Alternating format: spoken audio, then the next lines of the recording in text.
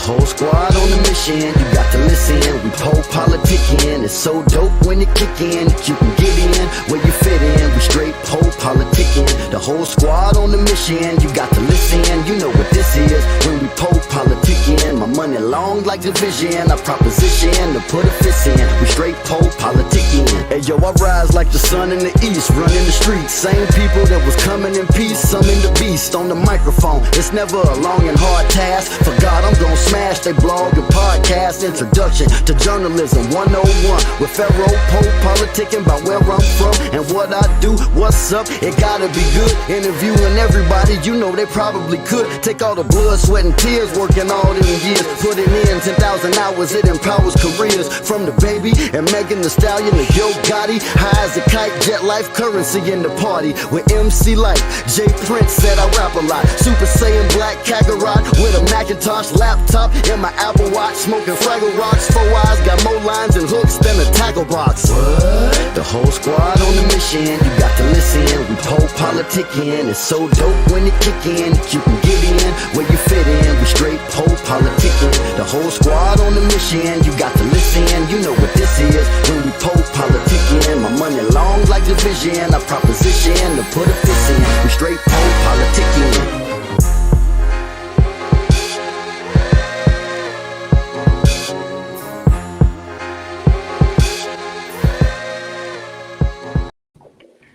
All right, welcome back to politick.com, your home for self-help meets hip-hop. Right now we're live on Twitch, YouTube, and Facebook. Check me out on Spotify, Amazon, Audible. 1212, I'm a place to be with JF. How you doing, bro? What's up, man? How are you? I'm great, man. Did I say your name right? Oh, I can't hear you no more. What happened? There you go. Well, you can hear me? Yeah. That was you rhyming? No, that was I don't know if you remember 4 Eyes. 4 Eyes is with he used to be with Ludacris a little bit back in the day. Yeah, it was dope. He said he had more lines and more hooks in the tackle box. It was kind of dope. Yeah. He was spit. Everybody liked that one. But I said your name right? Yeah, JF. Yeah, cause I be like, man, I be thinking I said the name right, and they'll be like, no, man, it's JEF or something. No, John JF. I used to be called John Fresh in the 80s, but that kind of got, that kind of went down the river, so it's JF. All right, so before we get started, man, just let us know. So what do you want the people to know about you? What's the first thing you want people to know? I like to put out dope joints. That's the first thing. I've been doing it, I like to say I've been doing it for a while. This is kind of the second phase of my record releasing career. I never really put myself in the forefront and did it like I did this time. When before it was just like, I would executive produce joints. I put out a joint in 2000 with Masta Ace and Guru called Conflict. I put that out, and I put a song with Kweli and Planet Asia called Don't Let Up. That was back in around the same time frame. And then I did an EP with Asia called The Last Stand. And then I did the EP with Punch Your Words called Punch Your Words. So I put those out back then, and I was like, I was always a DJ, and I just come and go with it. But then I started battling again. And I started working with Rob Swift and getting ready for battles and doing routines and things like that. Shout out to Rob and the Brolicarmy. And I the pandemic just shut everything down, It was like there was nothing going on. So I was like, I'm gonna make joints. So I started going through the phone for rapper friends of mine, and just they all really looked out, man. Now I was reading that you're a hip hop lifer. Yeah. I started in the 80s, bro. I was doing like shows. I was in 10th grade, 11th grade doing shows with Kool Moe Dee and LL and Run DMC, like handing flyers out in English class. It was dope. It was a nice time. It was fun. That won't happen again, 16, 17-year-old like that, man. And it was just straight, just hood joints, hood events. It was cool. I'm from upstate New York originally. So I was like the only white guy they saw doing it. And, I was 16, 17 and transforming and just having fun with it, man. It was a nice run in the 80s, man. So what got you started? I saw some dudes, man. They were just like blending two records with turntables, and I was like, yo, what's that about? Like we would play ball, we just played basketball. I was playing a lot of hoops, and I came downstairs in the basement of my man's house and they were DJing. And I was like, yo, that's kind of dope. And then I started messing around with it. And then I got turntables. After that, I was hooked, man. You know, when you're young, you learn fast. You learn things fast when you really care about it when you're young, you know. And it's like I just got kind of good, kind of fast. So I was saying, I saw you was talking about Guru. Yeah. Yeah, I just talked to Crumb Snatcher a little while ago. Yeah. Snatch they come that whole crew, man. We used to just hang out in D&D, and like everybody was just family. It was a dope place to be. MOP would be there one night. Afu was there a lot. You know, we'd have just famous dice games there, like famous dice games. You know, you're at the table and you got Lays from MOP and Dan's is there, and Freddie Fox is there, and Afu is there. You know, Panchi from MYGs was my dice partner. You know, and Preem was always in on the games. It was fun, man. Eddie Sancho, everybody was in there gambling. It was a lot of fun, man. It was like D&D. I miss D&D. I miss the studio experience, to be honest with you. I mean, it's much easier now. It's obviously cheaper. You know, they send you this and you put your cuts on it, and then you send the acapella the cuts, and it's easy, but it's not the same thing. You know what I'm saying? It's like I miss the studio a lot. Yeah, I had Billy Dance. We talked to him a couple months ago too. Yo, Dan's a funny dude, man. Yo, Dan's a funny dude. Those dudes, we did. I DJed for Punch and Words full time for a while.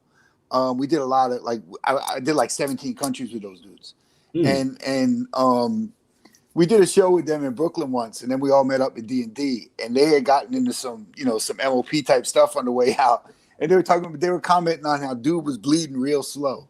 They were like, yo, that dude was bleeding real slow. I was like, these dudes are, some people front on being what they are on record. Yo, MOP, they're the real deal, man. Those dudes are what's up, man. Shout out to Fame and Dance, man. Even Foxy, like all of them, Tef, all of them, they were just, just up in D&D all the time, man. It was fun. So who did you grow up listening to? Oh, my favorite ever is Rakim. Rap wise, but DJ influence wise, I'm a huge Grand Mixer DXT fan. From Rocket, like all of his records, Crazy Cuts. So Why Is It Fresh? I love DST. I liked Masta Ace a lot. I love Howie T. Those are my three biggest DJ influences. Not from the Executioners. But like those dudes, like really, scratches on records. Jam Master Jay really changed my life as far as teaching somebody how to be a DJ for rappers. And to me, being a DJ for rappers, that's one of my favorite things to do. Like I've DJed for Ace, like Masta Ace, I've DJed for him. I filled in for him. We've done a lot of stuff together. We did a show in New Haven right before the pandemic where I backed him up. That was fun. But I always like doing that. And Jam Master Jay, the way that he just announced the crew's presence with authority, like Jam Master Jay really changed my life the way I saw DJing. Yeah, then I was trying to, cause it said I don't know how to, is it turntablist? I was trying to figure out, are you turntablist? Yeah, that's just a fancy word for a DJ, right? Yeah, actually, a DJ in this day and age, man, yelling over records and just playing joints. A turntablist, you're from Cali, it's like Babu, it's like Q-Bert. It's like those invisible scratch pitcher, beat junkie, executioner type dudes, that are really just reinventing everything that they're doing. DJs, everyone's a DJ, but turntablist is a little different, man. It's like you're really creating just those all in DMC dudes are turntablists. So what's the difference? You was kind of going on it, but what's the difference? Well, not even what's the difference. Just okay. Somebody say I want to be a DJ. Right. What's your DJ starter pack? The DJ starter pack for me, I think honestly, everyone should learn on vinyl. I think if I had to tell somebody how to learn how to DJ, it would be on vinyl because that's how you really understand the songs and what goes with what from your ear instead of looking at your laptop, your computer. Now I use a laptop. I'm not saying that don't ever do that, but you load up something on your laptop, it tells you it's 89 beats per minute, and this is 89 beats per minute. It's showing you how to do it, but vinyl, you can't do that, man. Vinyl is all ear, and it's like vinyl to me is the way that everybody should learn. Not controllers, but if you learn how to DJ on vinyl, you can DJ on anything, just straight vinyl, And to me, that would be the starter pack. A mixer, a nice mixer, and vinyl. If you could just cut two of the same record and then bring in another record on vinyl, you can DJ. That's my homie. That's my homie right there. I was saying that he's in Brooklyn. He said, "What's the word?" Then shout out Qbert. Yeah, Cubert's a beast. Yeah, I would say I actually I learned more about Howie T too because I had Special Ed on the show a little while ago. So he was telling me about Howie T. Howie T was a monster, man. Yo, Howie T really brought a lot of funk to his scratches, like these sideways stuff that they're still doing now, but in different ways. But Howie T to me was very, very underrated, man. I mean, he did a lot of cuts people don't even know about. The Full Force record, you know that Alice, girl, I want to shower you with diamond, girl. That's Howie T. You know, it's like they ain't really you know, Mixed Masta Ace got a lot of his style from Howie T. They're both my heroes. I'm not saying one's better than the other, but a lot Howie T influenced a lot of dudes that people don't even know that that he influenced them. So like you got a couples podcast or something. What's up? I say like you got a couples podcast you doing. I was looking at your page. What kind of podcast you got? No, that's not a couple. That's Ace's wife. Oh, that's so Masta Ace's wife, Lachey. So what y'all doing? She that's Lachey from the INC. That's Ace's wife. She did a Fulton Street. She had a deal of her own for years. She's a recording artist too, and we basically just talk about ridiculousness, you know, reality TV and what's going on in the industry. You know, an album comes out, we'll talk about it. TV shows come on, we talk about it. It's kind of just a pop culture thing. I've been doing that with her for a few years. That's Lachey shows What's Up. We do it every Sunday morning, and Ace is the executive producer, so he's on the boards when he's not on tour. And there hasn't been a lot of touring lately, so he's been doing it for about a year straight now, just every Sunday. And we what's that? Where can they check it out at? That's on Twitter Live and Ace's Facebook page. It's 11 a.m. every Sunday, Eastern time, New York time, 11 a.m. every Sunday morning. This Sunday we're not doing one, obviously, for Father's Day, but yeah, every Sunday morning it's not a holiday or something that we're there, which is cool. It's a fun show to do, and you know I just say dumb things most of the time, and basically it gives me a place to say dumb things without someone yelling at me when I come home. So what you plan on doing for Father's Day? I think we're gonna go to brunch. You know, I'm gonna go to brunch. I have a 15-year-old and I have a 30-year-old, so we'll probably go to brunch. My son's 15. His birthday was yesterday, actually. He's an artist. He's got a little SoundCloud page and he's put out some stuff himself. He was actually engineering my stuff for this record until he quit. He said he didn't want any part of it anymore. I did a song with Torae, and it had an 8-bar hook, and it's called Nighttime. And instead of just doing, you know, just making a straight 4-bar and looping it, I made the 8-bar hook rhyme. And I was digging and no, that's not right. This isn't right. This isn't right. That's not right. And it basically just it drove him out of it for me. So he wanted no part of recording his dad anymore. You know, and everybody's dad is lame, even when you're not. So he wanted no part of that. But he's down here recording almost every day. He makes songs. He'll be back. That's what I told him. All right, then so what you working on right now? I see the JF drops Believe It or Not EP. Yeah, I dropped that. That's coming out. That's already streaming. It's been out for a while. It's a joint venture I did with FatBeats. CDs are out July 2nd. They're available everywhere. You can pre-order it now. I have 6 songs on there, all produced by Jay DePina from Rhode Island. Shout out to Jay DePina. He did a great job with the beats.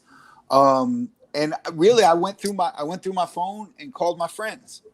The first song is called Back to the Basics, and that's me. That's a scratch song. I started the record with a scratch song.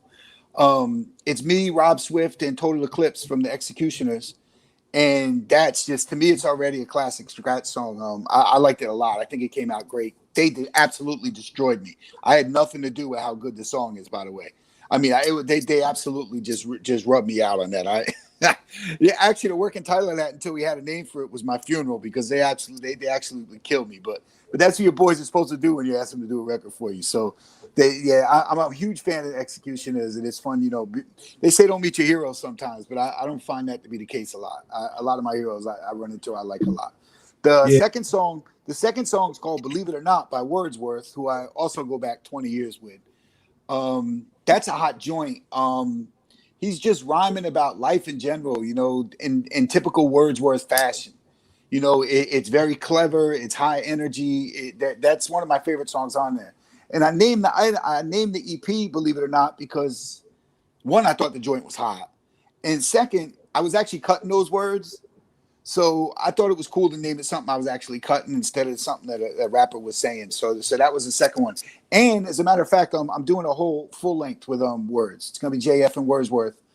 We just got the first song back from the engineer today. Before it came on, I sent it to him. Yeah, I said at first the first one I was listening to it, I thought it was just like just beats, but I see you got like because it sounded like it was just beats and like cuts, but that's just the first song too. Yeah, that's just the first song, and then the third song is the nighttime song with Torae. I know Torae, I've known Torae probably the least amount of everybody who's on there, but like I see him at the Ace shows, and barbecues, and he's a good dude. And I hit him up and I was like, yo, can I get a joint? And he blessed me too. So that was dope. And he actually sang at the end. He's like a real deep dude. That's a fun song. It's called Nighttime. I like that a lot. The fourth song is from probably one of my favorite rappers in the world. Well, he and Wordsworth probably, but Planet Asia is one of my favorite rappers in the world, man. That guy is really good. He's from Cali, but he sounds like he's from everywhere. He's just so dope, man. And that's called Stages of Asia. And that song came out crazy. I sent that to the producer before I put any cuts on it, just a rough draft with the vocals. And he was like, yo, I'm going crazy with this already. So that came out good. I'm actually the first person that ever flew Asia to New York. Like I brought him here to do that Talib Kweli record back in 2000. And we've been really tight friends ever since, man. I'm doing a project with him too. So basically it's this project, and then I'm doing an album with Words, and then I'm doing an album with Asia. So I should have 2 more projects out by the end of the year. Yeah, that's all I was gonna say. I'm gonna say that is he your favorite rapper because he your best friend? No, not at all. Not at all. Because I have friends. I'm not really. There's certain friends I try to get into that I'm like, but nah, not at all. Like if you really listen to that dude, he just keeps getting better and better. To me, the barometer of these quote unquote underground rappers from back then, if you continue to get better and better. Yo, I got a lot of yo. You gotta have Ace's albums. Masta Ace's albums. His song is next, by the way. It's called "Still Friends," but Ace's albums get better, bro. Yeah, like yo.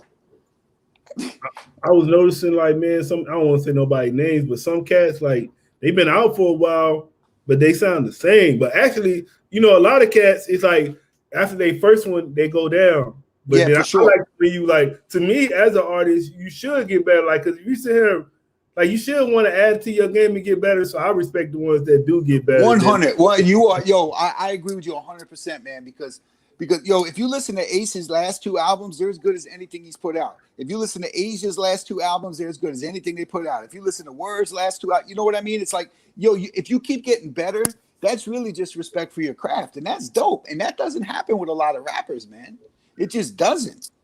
You just don't see that. And honestly, the rappers with the best stage shows stay relevant the longest, man. And I think that they get inspired from the support they get from the crowd with their shows, that they continue to make dope records, if that makes sense, man. Because all 3 of those rappers I just mentioned, Words is ridiculous off the top.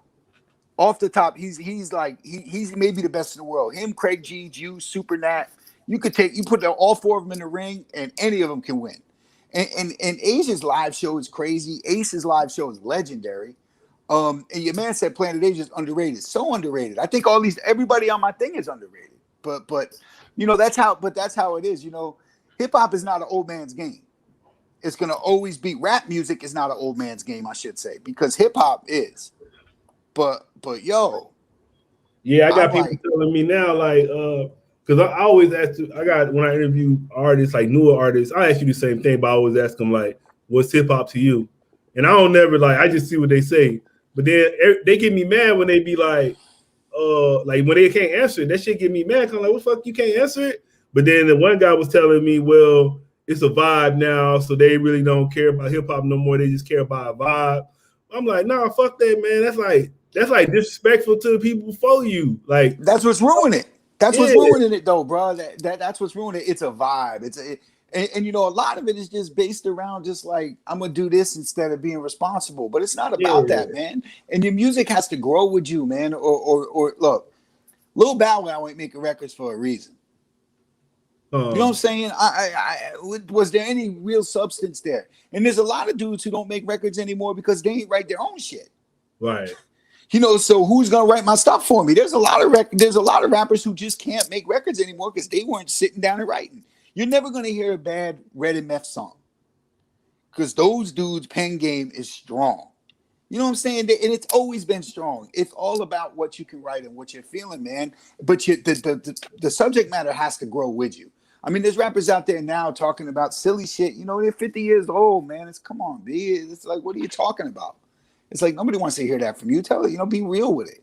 But they want to sell records. They're more interested in selling records than making good records. And I just like making dope shit, actually. It's like, yo, my goal in life is, even if you think I'm an asshole, you can say I'm an asshole, but I make good records and you can't hate on that. You can't front on it. So like, yo, that guy, I don't know, that guy's an asshole, but his records are dope. Okay, so what do you think about just hip hop so far, like where it came? Like you said, you started in the 80s, so from the 80s to what, we 2020s now? So yeah, long time. Yeah. I think, like I said, it's always going to belong to the young kids. You know, the rap music is not made for us. You know what I'm saying? Like the rap music now, it's just not made for us. I can relate to some of it, and some of it is good songs. Like Juice WRLD, I thought had dope joints. I like the Black Beatles song. You know, like I can listen to it and like, yo, that's a dope joint. You know, that's a good song. Even some of Travis Scott stuff is dope to me. Like I hear it, and Drake is good, but then there's other stuff I'm just like, what are you talking about, B? I stir fry and in the kitchen, and yo, I'm not a Migos guy. But it's not made for us. You know what I'm saying? You know, it's funny you say that because I was watching this boxing event and they was performing, and it was Charlemagne on there, and right. Charlemagne was like the greatest hip hop group of the last 10 years, and I was like, what the fuck? But then when I thought about it, I was like, damn, they probably are. Yeah, they are.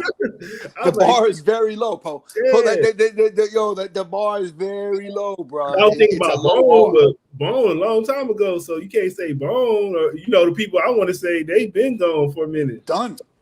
You can't Outkast. What are you gonna say? Who you gonna say that? He's probably right. And that shit was, man, I was listening to that shit. I was like, it's not good. Yeah, even the crowd, like you was talking about the crowd, man, they were just looking at them, man. They wasn't even, the crowd wasn't moving. And they're not going to age well, and just for that reason, they're not going to age well with their music. It's just not going to it's not going to be relevant in 20 years. Yeah, they were, in my opinion. They were just, I was just like, dang. I was like, but this is the best group we got. Just looking, not the crowd wasn't moving and nothing, man. The group of the decade, your man said. Yeah. It's not even like it's the best group out. It's the best group of the decade, they said. That's crazy. Yeah. I don't know about that, man. It's not for us, man. But yo, it was just like when we were, look, I'm older than you, obviously. But when we were young, like nobody was buying into Rakim. What's that? Where's my melody? What is he talking about? You know, the Rapper's Delight generation really didn't get it. You know, the Earth, Wind, and Fire generation didn't get it.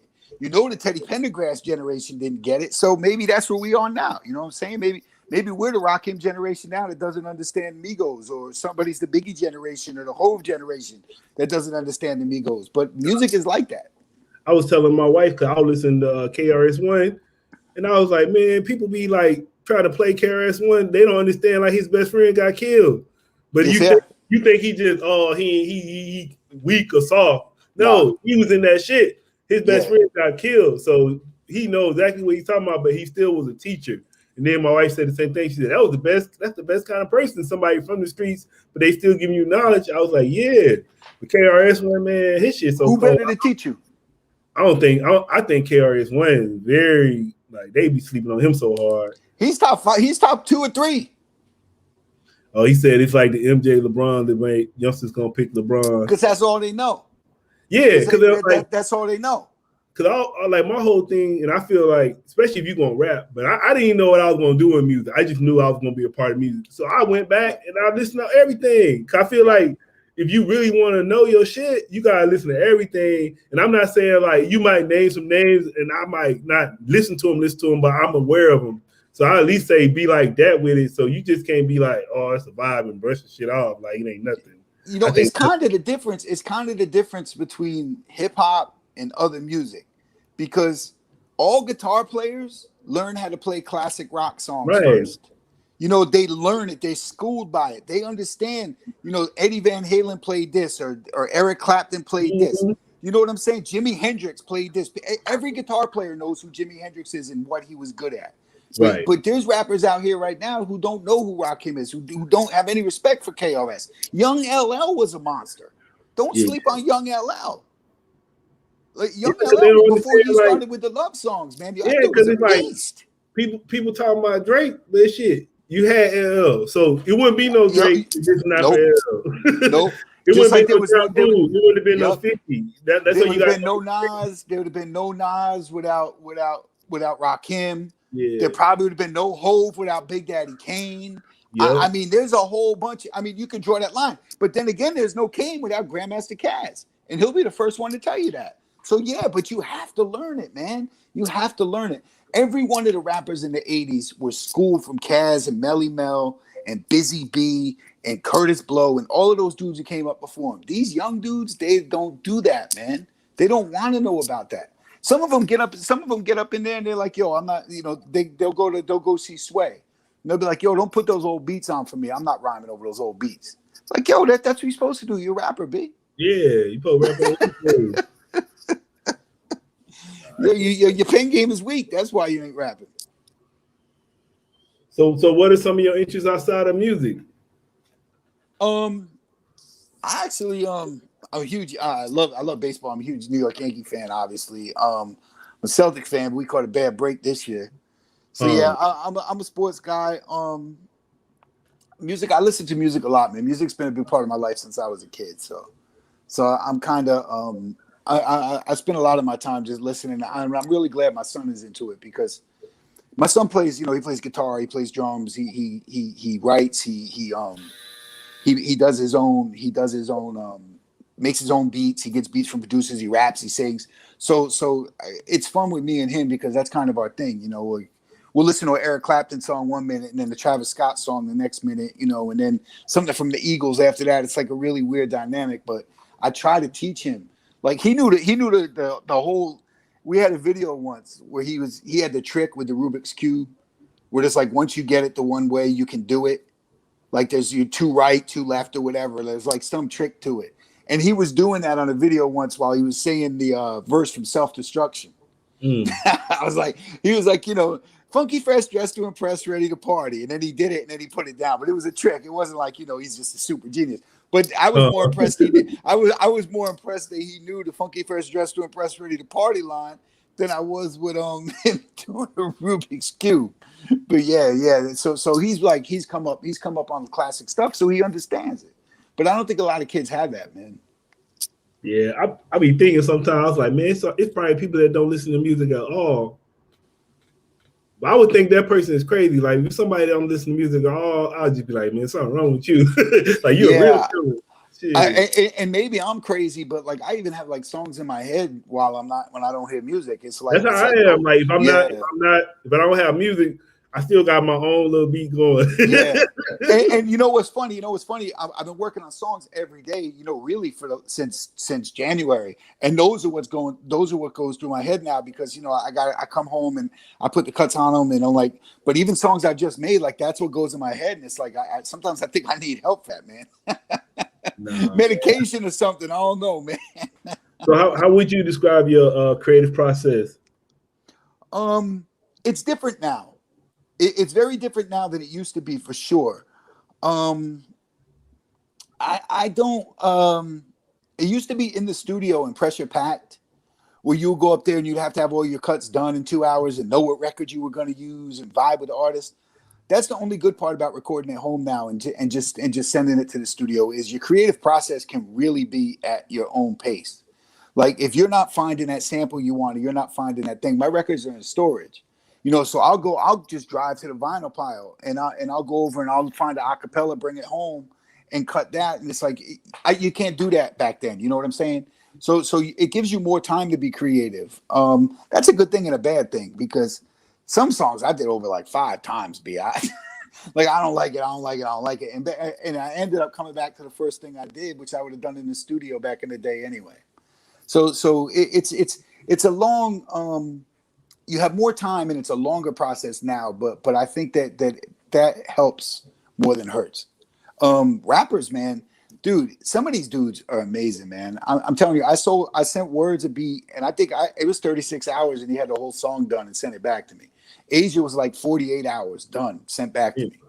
You know, and I've done, and we're doing 7 songs. On the beat, huh? Yeah, it's just like, let's go. Like, as soon as I spoke to him, send me the beat. Send me the beat. It's like, you know, they get in this creative thing, and the pandemic really helped a lot. I know that's terrible to say, but it really helped a lot. No, I always say the same thing. I was like, man, a lot of artists be trying to act like they be like, to me, if you wasn't creating during the pandemic, like, how you gonna create now? Because it's like, shit, you was locked in. That's what you supposed to do. So if you not how you gonna create now, but I don't know. We'll see. I was in a room with Premier once, and a young rapper asked him for advice, and he told him, recording artists record. Yeah, that was his advice. Get that BMI catalog up. Get that ASCAP catalog up. Go out there and make joints. Because if you're not, what are you doing? And if you didn't make anything new in the pandemic, that this was the time for everybody to get their game together. Like, really get their game together, man. Like, just sit down. If you didn't write anything new or create anything new, what were you doing, you know? Yeah, but how you gonna do it now when you got more distractions? Distractions, man. Distractions. I would probably never put a record out if it wasn't for the pandemic. I was doing, I was opening up for Rob Swift and Mr. Sinister, basically 3 times a month here in New York, or wherever we would be, Connecticut, New Haven, Philly, wherever we would go do shows, and I was doing battles and stuff, and it was like I wouldn't have had time for that, but I sat my ass down and I was like, what am I going to do? And I made a joint. The pandemic was a blessing for me in that way. Mm. So what kind of equipment do you use? Turntables, 1200s. I use Rain mixers, 1200 turntables. I've never changed. Always use turntables. I use Shure needles, and I use Serato and a MacBook. I got like 3 MacBooks over here. You said the flip side of the pandemic was a lot of opportunities to get doing, be creative for music stuff. Yeah. Word up. You really learned and I think it gave a lot of people inner peace, man. I think that there's so many distractions that's what helped me create, because I really had an inner peace, man. It was like, okay, I'm here with my family. Everything is cool. We're safe. What can I do? And I think that really sitting our ass down for a year, I think really was important, man.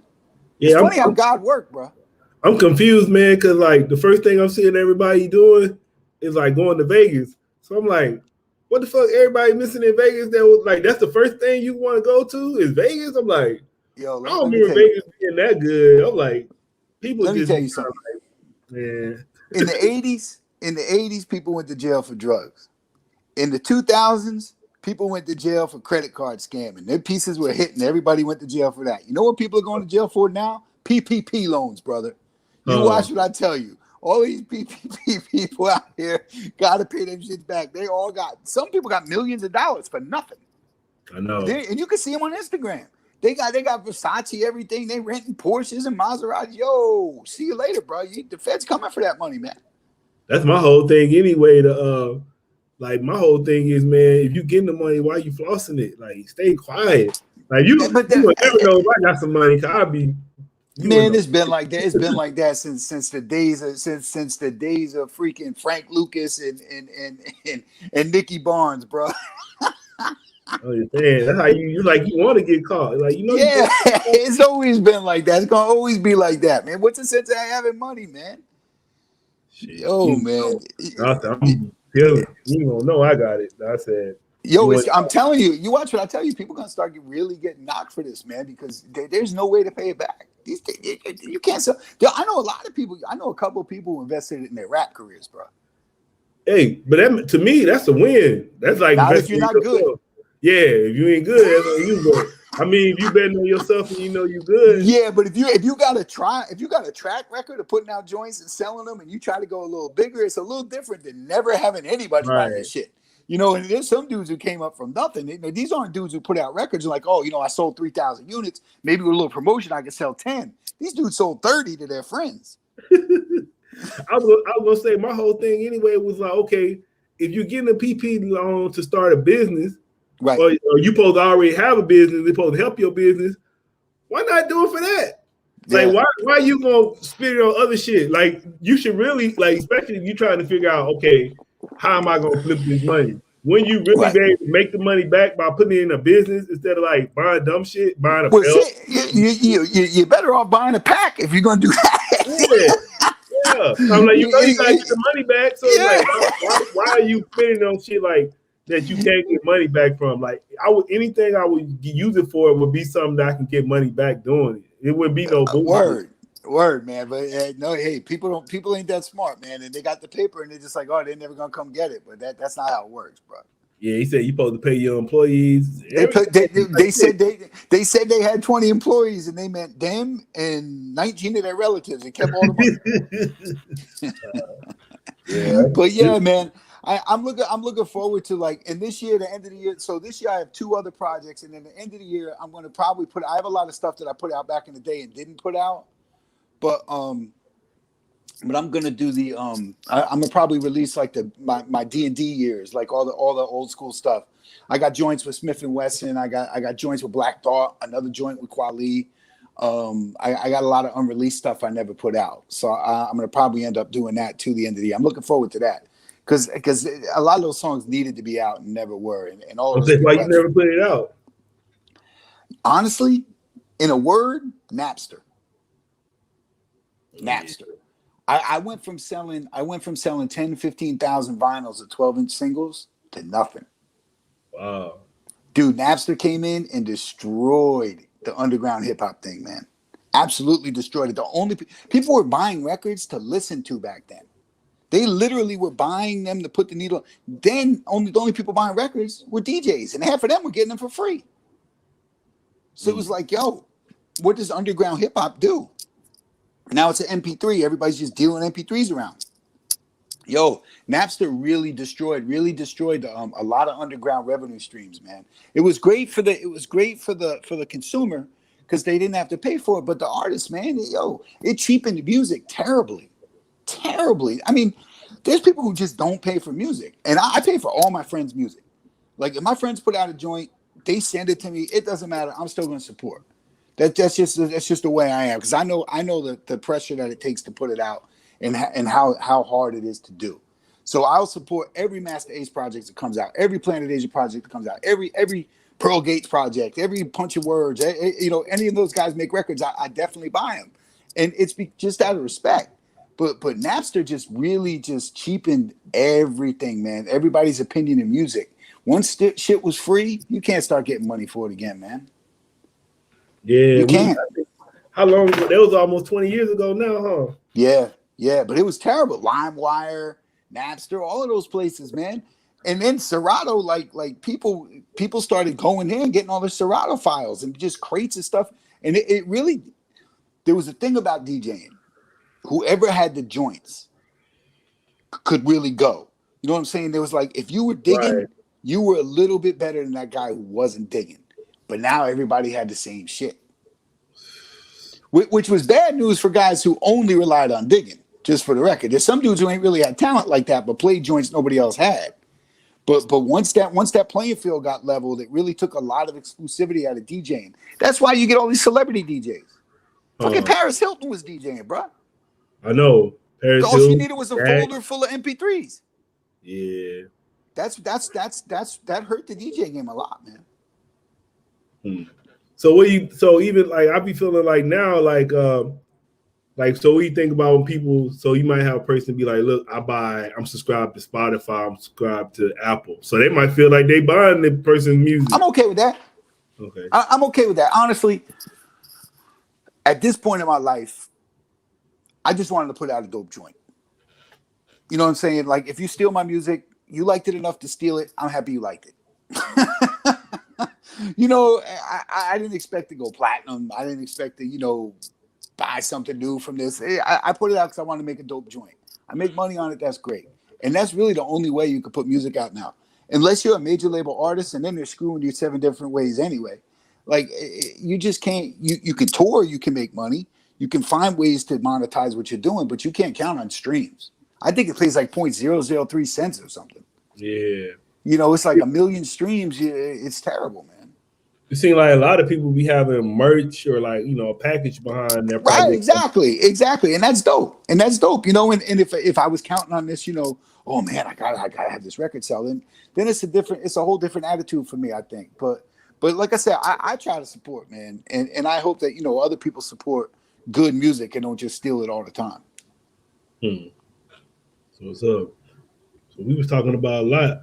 I would say, what would you like to say to your fans and supporters? Thanks for listening, man. Thanks for listening. I appreciate all the love I've gotten from everybody who heard the joint. I haven't gotten many bad reviews or bad things said about it, and that's great. I appreciate all the artists who came through with it, and I hope everybody checks me out with the next projects, man. Even if you just stream it, like we said, just check it out, listen to it, man. I like making music, man, and it's fun, and I make it with my friends, which is even better. You got any videos out for it? No, there's a promo video for the Scratch song where it's just old clips from me, Total Eclipse, and Rob Swift cutting.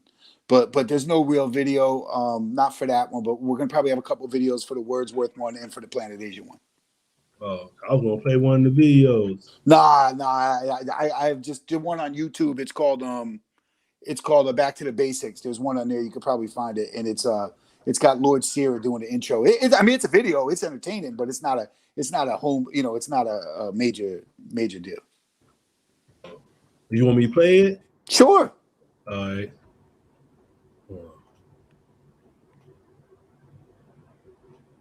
I'll see it right quick. That's it. Yeah, let me share the screen.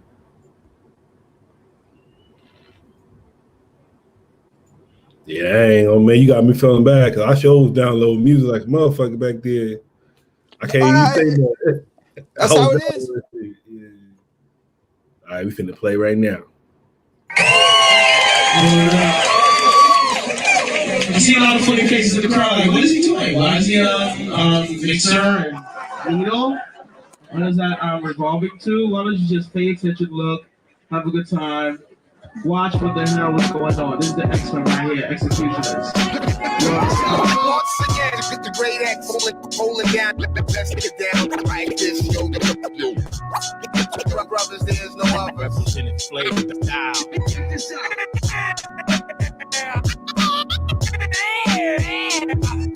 I gotta get on rock zone. I gotta get on rock beat. I gotta get on rock zone.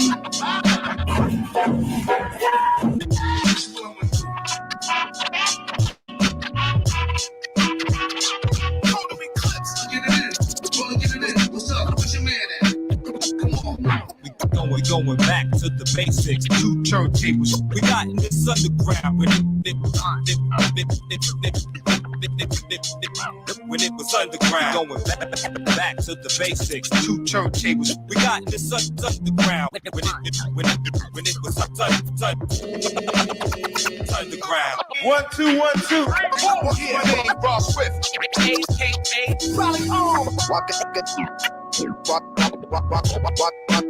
Rockin' the sleeveless. You ain't ready for Jake. You ain't ready for Total Eclipse. You know who they are. The best by far. No, I'm saying? Yeah, the best by far. JF Executioners, keeping the foundation strong. We going back to the basics. 2 turntables. We got in this underground when it was underground. Going back to the basics. 2 turntables. We got in this underground when it was underground. That's how it is now. That's how it always be. Killing everybody in sight. This is always me. Sorta like I'm Sham God the way my handle is. With my handle is.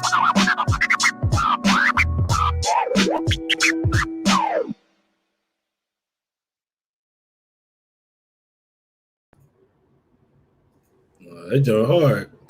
Yeah, that was just a promo video. We all had there's probably about 8 different countries represented in there too. It's pretty dope. It's pretty dope. But yeah, Total Eclipse and Rob Swift are monsters, man. They're like 2 of the greatest to ever do it. So 2 of the greatest to ever do it. So that's you talking about that type of DJ, and we was talking about that's turntablism. Yes. Yeah, that's hard. Though. I know.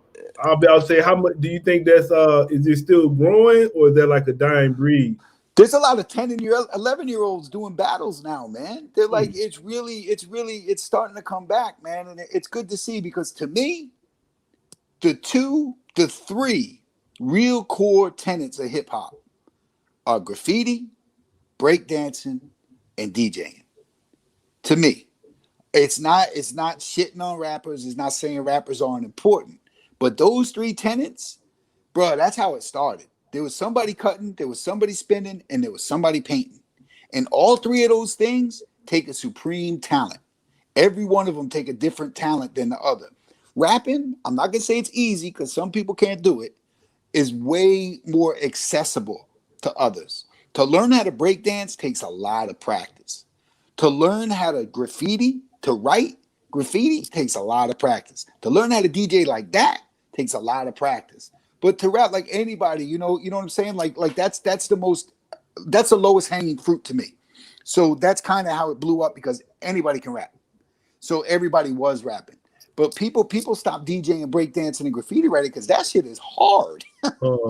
Yeah, I hear it could be so many rappers. I think it was even I think Fredro Starr was saying that. He was saying like he was trying to he quit dancing. Like a lot of them was dancing and they started rapping. Yeah, rapping's easier, bro. Rapping's way easier, bro. Even look at all the DJs. Run was a DJ. Curtis Blow, they were DJs, man. But yo, that shit ain't easy, man. You got to really step your game up, And it's like, I mean, you have rappers who are way better than anybody else, who would have probably been great DJs too. Your Kumo D's, your Kanes, your Hoves, your Jada Kiss. Those dudes would have all been great no matter what they did in hip hop. But there's a lot of dudes just pick up a mic and you're like, dude, nah, man. But just because you could talk on beat, you think you could be a rapper. But cutting on beat and dancing on beat and drawing graffiti is not the same shit. So how long does it take you really to learn, just to get somewhat good at DJing? How much time you think you got to spend at it? I was young. If you start when you're young, you can get that shit fast. When you're 15, 16, 13, 14 years old, and you learn how to do anything, you do it fast. But if you start later in life, it's a whole different skill set. And then as you go to different levels, it's a different skill set. Like if you want to battle, it's different than, scratching in front of people and transform scratching and stuff like that. And then you want to battle and do routines. And it's a whole nother couple years that it takes you to really get to that point where you could just look at somebody and be like, okay, let's battle. And you start winning and placing in these battles and stuff, because that's serious business, man. But it's like graffiti writing. People can get better at graffiti writing. People get better at breakdancing. People rarely get better at rapping. Like if you're a good rapper, you're usually a good rapper from the beginning. If you get miraculously better, you probably hired a writer. Right. You probably hired a writer. And like there's people like, and this gets hate in a lot of places because he's actually a lot of this generation's favorite rapper. Lil Wayne got awful good, awful fast. No, that was when you said that. That's whose name popped up in my mind. Yeah. It's funny. That's his name popped up. That's what I was thinking. Come on, man. It's like he got awful good, awful fast, man. And then on the flip side, if you don't make records for a long time, like we said before, maybe it's because you had somebody writing for you before and you can't afford those same writers. I know he had Lil Wayne had Gilly with him, man. You listen to Gilly a monster. Yeah, Gilly's dope. Yeah, a funny Gilly story he told about Hove. I don't know if you heard it. Well, Hove told him, if you don't sign with me, you're done in this industry. And basically, he was done in the industry because he didn't sign with him. Yeah, Gilly's dope. Gilly's a funny guy, man. He's a funny guy. He's entertaining. I like him. I will say, what you think about the movie Juice? I like Juice a lot. I like Juice a lot. I like Beat Street more, but that's just because I was a little younger. But I like Juice a lot. I just remember he was DJing on there, right? Yeah, a lot of DJing on there. That was a good one. I like that one. You know what I liked? And people laugh at me. I like the breaks. I thought the breaks was entertaining. with you know, I knew people involved in it, so I was a little biased, but I thought the breaks was pretty entertaining on VH1. I thought that was a good show. Okay. And the other one that was on Netflix, the Get Down, just brought back so many memories to me putting together routines with rappers and like in the hot sweaty room and like, okay, this one's gonna rap there and that's gonna rap here. I like to Get Down too, but I'm an old guy. I'm sentimental. You know, I like stuff like that. All right, bro. I want to say thanks for coming through politicking with me. My pleasure, man. This is a nice interview. You did a lot of stuff I didn't discuss before. It was nice. It was a good interview. Yeah, I'll say you got any shout outs?